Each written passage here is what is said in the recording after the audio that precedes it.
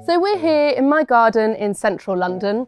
It's a far cry from a pastoral idyll, but I still grow all sorts of things to eat and enjoy in this little space, and I can't wait to show you how.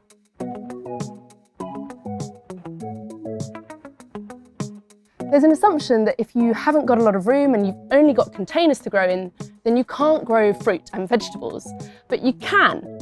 So we're going to start with herbs. They are my absolute favourite edible to grow.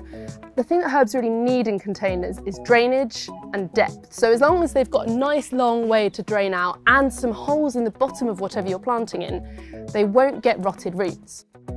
I want to talk about basil. This will be familiar to anyone who's picked one of these up for 70p and then watched it die on their kitchen counter. If you look at that, you can see the neat cross in the herbs of the root.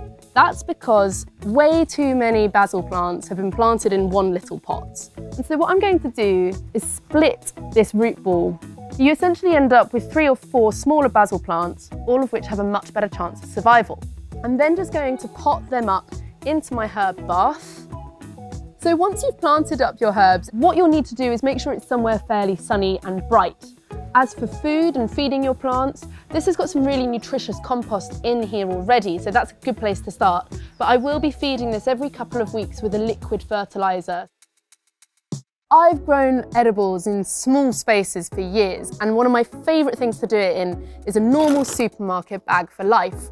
This is because you're only going to be growing your tomatoes or your courgettes or whatever you're growing for a few months of the year. And if you have a big pot, that takes up a lot of room in a small space.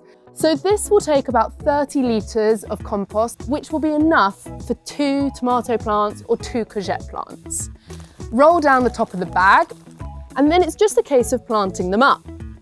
Tomatoes will obviously need staking as they get bigger. You can either put the bag next to a trellis, or you can put a couple of bamboo canes into the bag.